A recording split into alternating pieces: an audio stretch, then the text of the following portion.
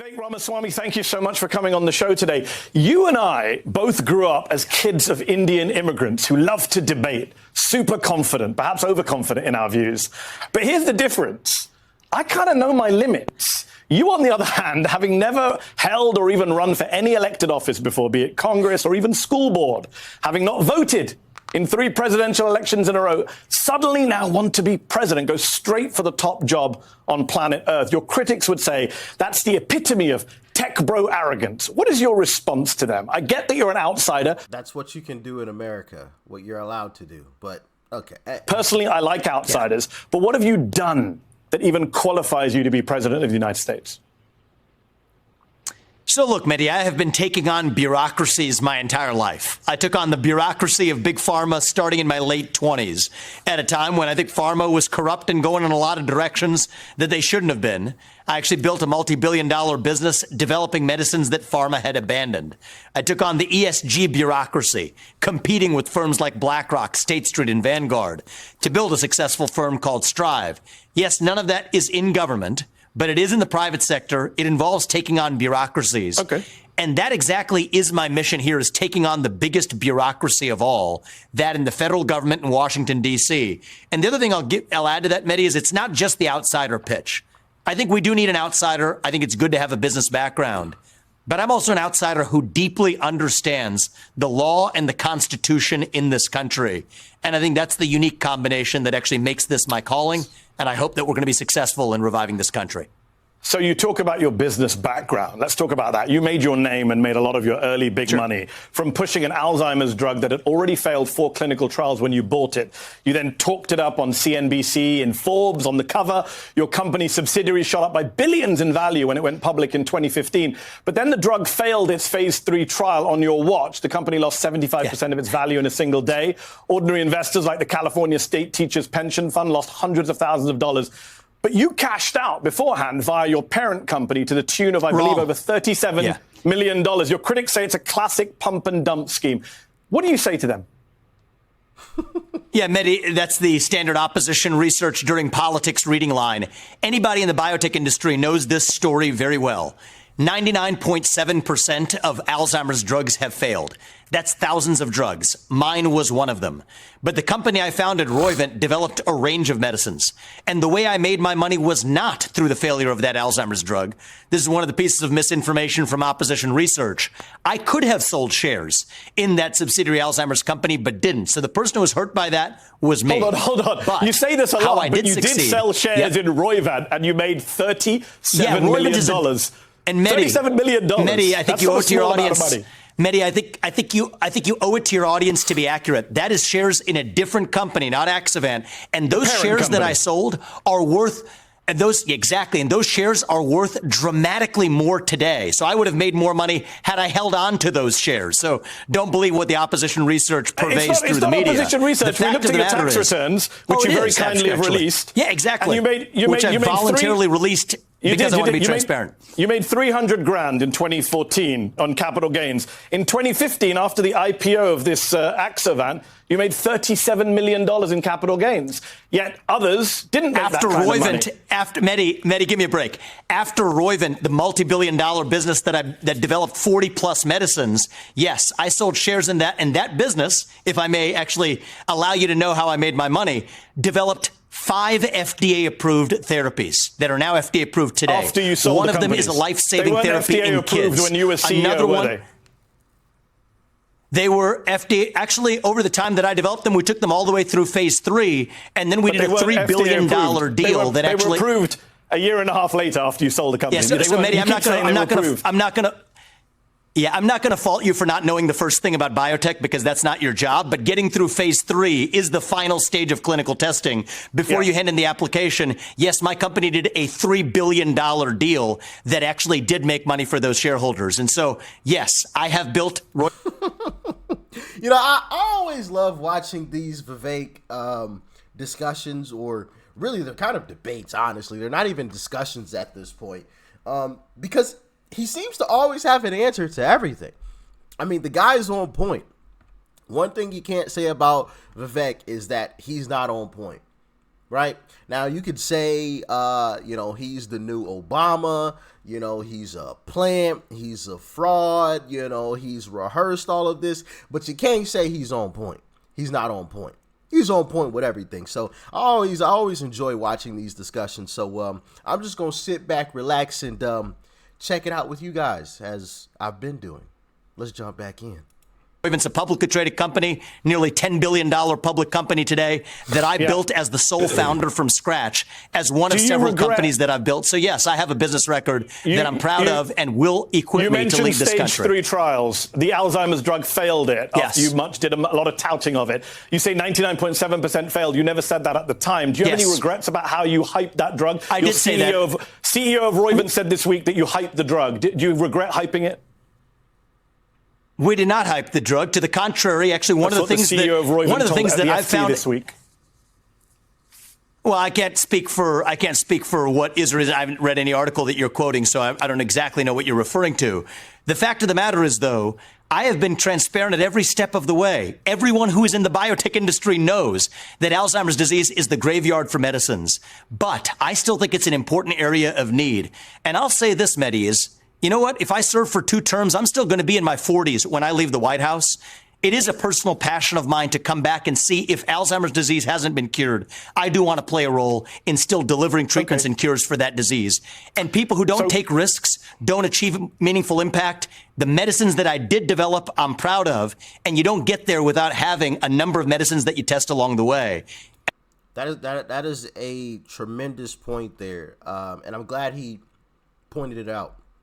Right? It's not a bad thing to fail, which is what I feel this host here, Mehdi, I believe that's how you say his name, is trying to throw on, Vivek. Oh, well, you failed at bringing this drug to the market. Okay. He tried, though. He gave it a shot. Whether you like the way he did it or not, he gave it a shot.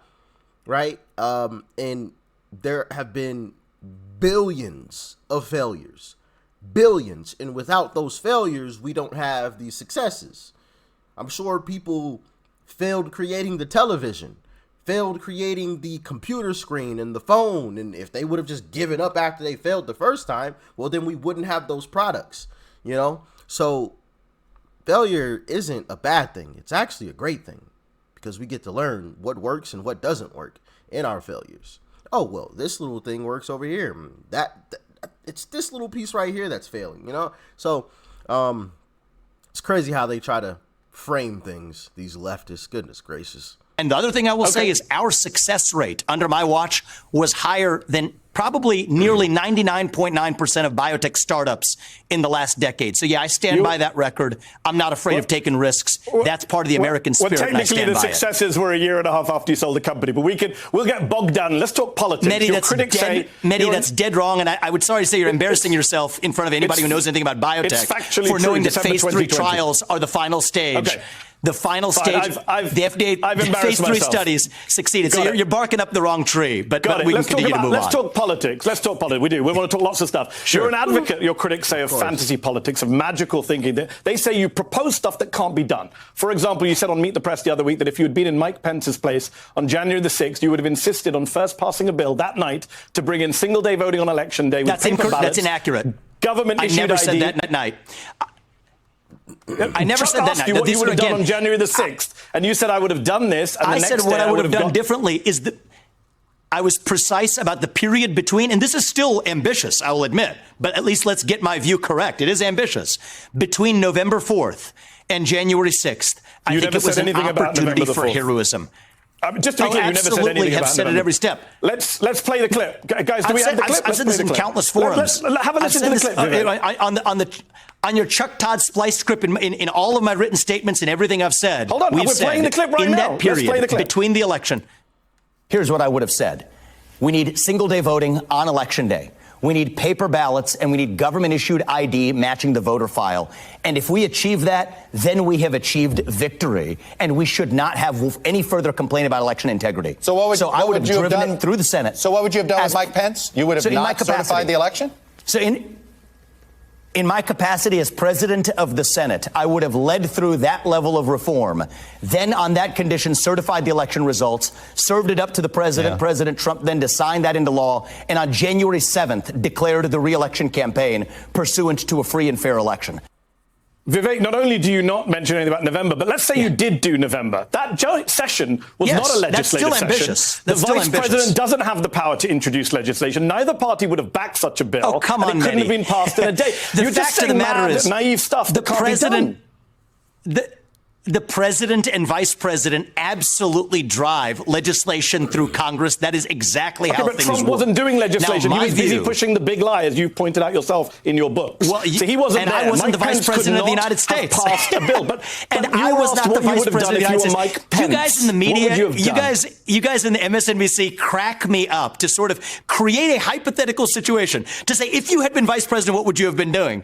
I'm telling you exactly what I've been doing, but you're saying, but that's It's not what not Donald Trump was MSNBC. doing. This is Mike a joke. Pence asked you. Let's Hold on, actually Vivek, have hold a on. substantive conversation. Hold Do you want to on. have a substantive conversation Hold about on. what should have happened, or do you want to play a game of gotcha? Because you have the choice. I The wanna choice is ask yours. you Do you what- actually want to have a Can I substantive speak? conversation? If you do, I'm down to do it. Will Do you you want a let me get a substantive word in? conversation? What we need. You've said substantive 4 times. Can I Actually, if speak? you want to get.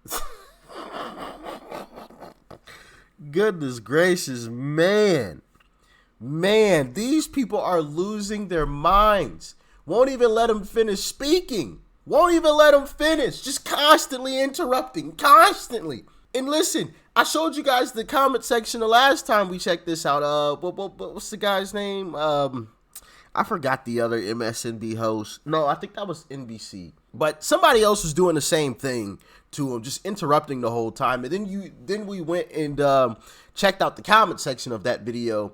And even people on the left were like, yeah, this is insanity. Like, Vivek clearly won this debate. Vivek. And like, these are Democrats. Like, I listen, they aren't winning this next election. They aren't winning it. It's going to be a landslide. Absolutely. They have lost their minds. And you see it in these discussions. Get a word in.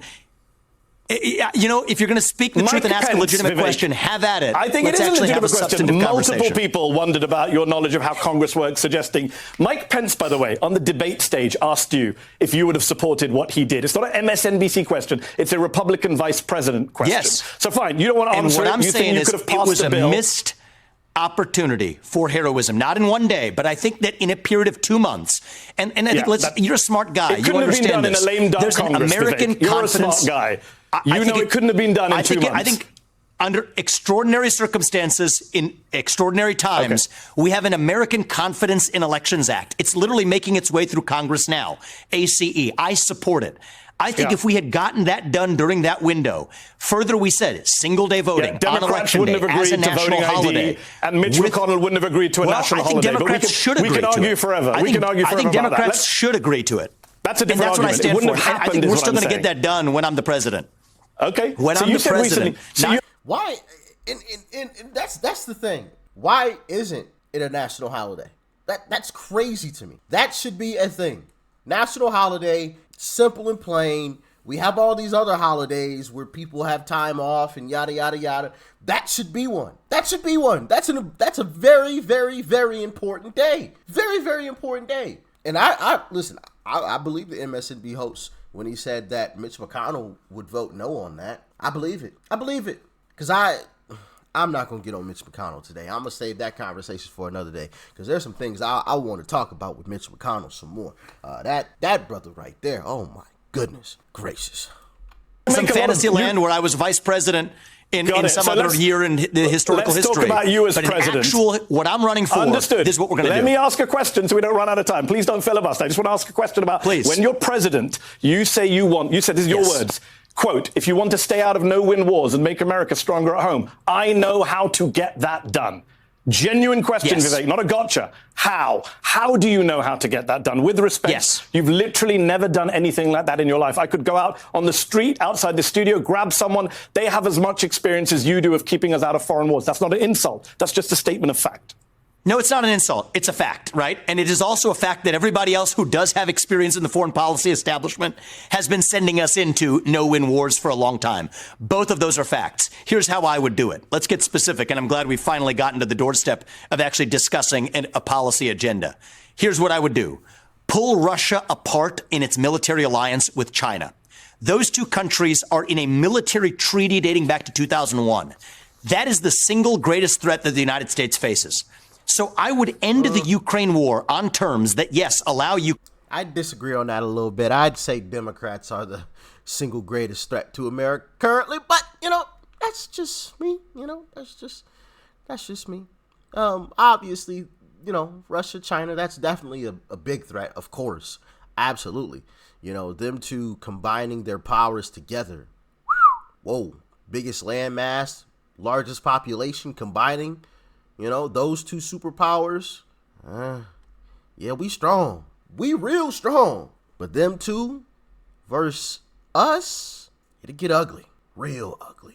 Ukraine to at least come out with its sovereignty intact, which may not even be the track they're on right now. But in return, and also make a commitment that NATO will not admit Ukraine to NATO. In conjunction, and by the way, for people in the foreign policy establishment, they forgot that Gorbachev was made that promise by James Baker in the United States in 1990. So keep our word there. But in return, actually make a hard requirement that Vladimir Putin exit his military alliance with China you say this many and remove times. his Russian military presence from the West. That's the deal that I would do. Again, the fantasy land is why would Putin just agree with you? Why? Because you asked nicely, Putin will hold his word. He'll pocket your concessions and not just carry on dealing with his biggest trading partner, China? Well, here's the thing. I actually think that China shouldn't be his biggest trading partner. I think it's a mistake that we've closed off economic relations with Russia. I would lead both the United States and the West to reopen economic relations with Russia because Putin does not enjoy being Xi Jinping's little brother. Mehdi, you're a smart guy. Look at what he's done. He's actually sent weapons to both India and Vietnam right after the February 2022 meeting he had with Xi Jinping. There are cracks in that armor, but we need to actually open our eyes to see the opportunity staring us in the face. We will have to agree to disagree whether we think that you can persuade Vladimir Putin to drop his alliance with Xi Jinping. You have made truth the centerpiece of your campaign. So let's talk about your trustworthiness. Yes. For example, when CNN quoted you talking to The Atlantic about 9/11 and federal agents possibly being on the planes, you said the quote is wrong, actually. But the quote wasn't wrong. The Atlantic released the audio of what you saying exactly what they said you said. Mehdi, hold on, let me finish the question. Let me be crystal clear. Let me finish the question. The Atlantic should release the whole tape. They've refused to do it. Yep. You said on Twitter Spaces last month that no, you had never supported Bernie Sanders' mask for all legislation, but you literally put out a tweet in July of 2020 calling it a sensible idea. You also said not once but twice in June and July that the first time you'd ever voted was in 2020 for Trump, but in fact the first time you voted for president was in 2004 for a pro-choice libertarian candidate. How can people believe what you say? So, Mehdi, let me just go through one by one. The Atlantic, yes, purposefully spliced an out-of-context quote where we have challenged them. They released the tapes. We asked them for the tapes first. They didn't give them to us. They waited then to splice them and release them publicly. I challenged the Atlantic to release that entire conversation. And what was a conversation about how many federal agents were in the field. You said was wrong. We all heard it. We can play it if you like. No, it is exactly word for word what she quoted to you. You said they put words in your mouth. Look, if you want... If you want hard facts, here are hard facts. That day, The Atlantic printed it. I said, that looks like something that never captured the character of our conversation. Can you ask Atlantic for the tapes? They said they would refuse to release the recording to us. So when Caitlin asked me about it, I said, that does not at all sound like the context of what I said. And then, it turns out The Atlantic releases a very... Everybody should listen to it. You're putting words in my mouth. It functionally sends the wrong message, Mehdi. Oh, functionally. Okay. You could have said it's out of context. You said the quote was wrong. It was so badly taken out of context that it misled their audience. It was so badly taken out of context, it was basically a lie and it misled their audience. But ask the Atlantic to release it. So my view here is, the lie is denying you said words that we all heard you say on tape. The media distortion filters. Mehdi, if they are going to cut something before and after without the question of what the guy is that came beforehand, come on, why wouldn't the Atlantic? Why are they so reluctant to release the whole recording? Maybe ask because the audio they released, you're still denying you said what's on the audio. Okay, let's ask you this question. Is Donald Trump, it's a as joke you say that now, the media is going to selectively edit this, and this is the way this game is played. Politics is dirty. That's okay. I'm ready for it. And this is why, if you're going to do an interview, make sure you record it yourself. If you can't record the interview yourself with your own camera or, get a copy of the full interview before you leave, then it's probably not a great idea to do the interview, because people will clip it, splice it, chop it up, spin it, and push it out to, their viewing audience for some devious purposes sometimes. And if you have the actual tape, then you could just release the full thing yourself when they try to come out with some BS. Like, nope, I have the full tape. I had a camera crew there too. Recorded the whole thing. Here it is. Since they want to lie about it, here you go. So that's my take on it. But what do y'all think? To be clear, is Donald Trump, as you say now, the best president of the 21st century? Of the 21st century. Yes, he was. Let me ask my question. Let me finish the question. Is Donald Trump, as you say now, the best president of the 21st century, who you say you want as an advisor and a mentor if you become president? Or is Trump, as you've said in the past, in your books, on Twitter, a, quote, sore loser who is a, quote, danger to democracy and who did, quote, downright abhorrent and egregious things on January the 6th? Which one is he, Vivek? So to be crystal clear, between George Bush, Barack Obama, Joe Biden, and Donald Trump, those are the presidents of the 21st century. Donald Trump is unambiguously, as judged by the results, the best president of the 21st century. Kept us out of wars, grew the economy. I give him full credit for that. I want to build on that foundation and take this country to the next level. But you've also called him a sore loser who is a danger to democracy. Those are strong words. Would I have made the same judgments that he has made at every step of the way? No. I will remind you that I am running for U.S. president because I am best positioned to lead this country forward. Can I ask you what they are, Vivek? Yes. You say he behaved in downright abhorrent behavior that makes him a danger to democracy. Yes. What was it that was downright? Tell me what he did that was downright abhorrent. Let's actually be really fair to your audience. So on January 10th, 2021, thereabouts, days after that incident, I wrote an op-ed in the Wall Street Journal arguing that censorship was the real cause of what happened on January 6th. When asked in response, somebody asked me the question, are you... That's what I wrote. I'm giving you the facts of what I said. That's a hard fact. That was published in the Wall Street Journal. When pressed on, was that condoning what Trump did? My answer was no. There's a difference between a bad judgment and a crime. And we you're need to my be question. Able to tell the difference in this country. What did Donald Trump do, no, I'm not avoiding in your view, that was downright abhorrent? Second time I think that the thing that I would have done differently if I were in his shoes not what I asked, is Vivek, I would have declared re-election on January 7th. I'll ask it a third time. That's exactly the thing I would have done. What did Trump do that was egregious, quote, downright abhorrent, and a danger to democracy? Can you just explain to our viewers? Your words.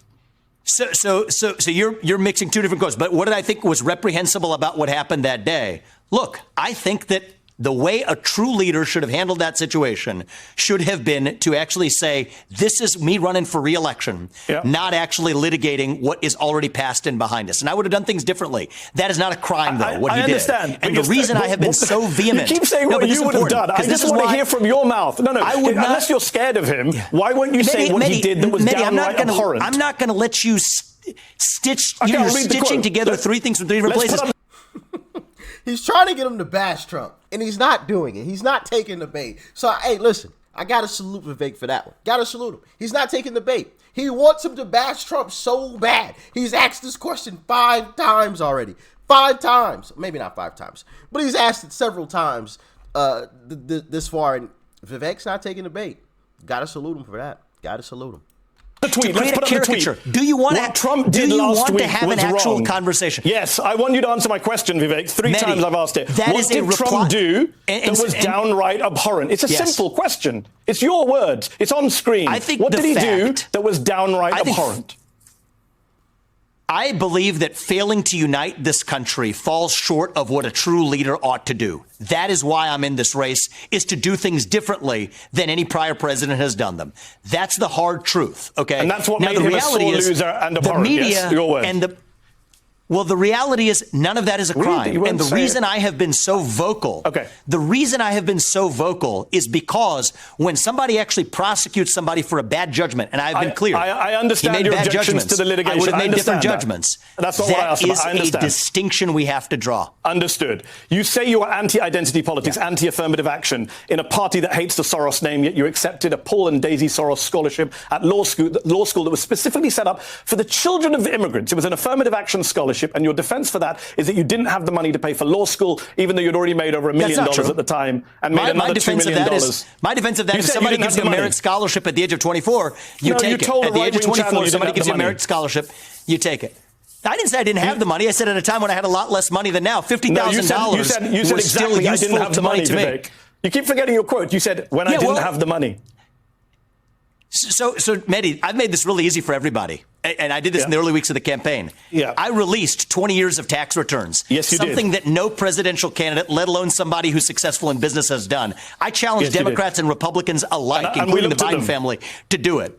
And you know what? I released it so that you could look at them, so we can have an honest conversation. And I appreciate that. The funny thing I've learned, I do appreciate that. It's something Trump should learn from you. I think that transparency is important. Look, it's already open and everybody can see it. Exactly. We have 2009. But the fact of the matter is, you know what I would advise every 24-year-old should take 2009 and 2010. You made $750,000. You had the money to pay for law school. You didn't need a Soros affirmative action scholarship that you now criticize. I mean, none of. Okay, I gotta ask y'all a question. If you were in Vivek's alleged position, right? If you had money and somebody offered you, a scholarship at age 24, if you had buku bucks, somebody offered you a $50,000 scholarship, are you taking it or are you declining it? Let me know in the comment section below. I'm really interested to hear your answers. I know my answer. Hey, if it's free, it's for me, okay? I don't care how much money I got. How much money anybody, hey, if it's free, it's for me, okay? If you gonna give me 50K, I'm gonna turn, I ain't gotta pay you back? Bet. Yes, please. Yes, please. Thank you. I don't blame him for taking, some cash. You offering me free money? I ain't gotta pay you back? Yeah, please. Thank you. This is worthy, but if you think it is, let's get to the detail. That was actually the first big piece of money. You say you're anti-affirmative action. You took a scholarship for immigrants. I'm anti-affirmative action. So why'd you take a scholarship for the children of immigrants? Which falsehood would you like me to address? The financial one or the one about my views on affirmative action? Because I can go in whichever order you'd like. Did you not make $750,000? On the financial piece of it. Not at the time that I had applied for the scholarship that fall. Yes, you did. That December. Yes, you did, Vivek. This is awkward for you because you did. I've got the tax returns in front of my face. No, it's not awkward for you. Yes, on December 31st, when the application for the scholarship was that October. Mehdi, you're wasting your time on childish details in October of that year when I applied for that scholarship. And it was, well, guess what? The bonuses that a hedge fund pays, and it's a shame that, again, you don't have to be an expert on this, but if you're going to spout out, you better know something about it. People pay at a hedge fund the bonuses at the end of a year, and on December 31st, that's when I was paid. I applied for the scholarship that September, and I did not grow up in a wealthy family. Vivek, you made more money the previous year. I made $200,000 pre-tax or whatever it was. No, you didn't. And you know what? No, you didn't. You're now telling flat. In 2009, you have my tax returns in front of you. I don't remember what I made in 2009. In 2009, you made $650,000. In 2010, you made less, $450,000. So the argument that you only made the money pre the scholarship, Oh, so now we're bringing tax into it. We've been using gross numbers. Yeah, absolutely. Vivek, you're wrong on this. Go back and check your tax returns. $50,000. Hey, pre-tax matters. Pre-tax matters. Hey, Uncle Sam will come and slice you a new one. So you got to be specific. You got to say pre-tax because that wasn't the whole $650,000 after. Oh no, Uncle Sam.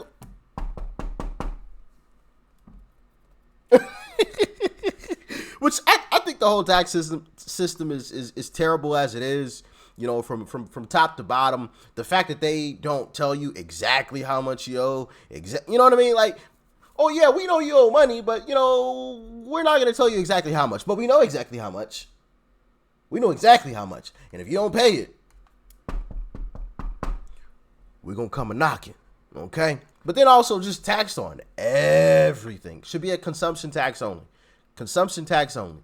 When you spend your money, that's when you get taxed. Yeah, things are going to be, obviously a higher cost on items. A bag of chips is going to go from $5 now to probably $15, but you're not getting taxed everywhere else as well. So, it balances out.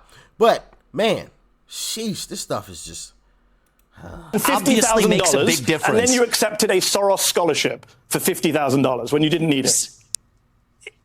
Well, you know what the fact is, Mehdi, is $50,000 did make a big difference to me back then. And anybody who has a few $100,000 in the bank is going to take $50,000 without strings attached. Take the scholarship. But my question for you is, why on earth are you, as an intelligent person interested in politics, obsessing over a 24-year-old's $50,000 scholarship? I'm interested in truth, seem beneath Vivek. you.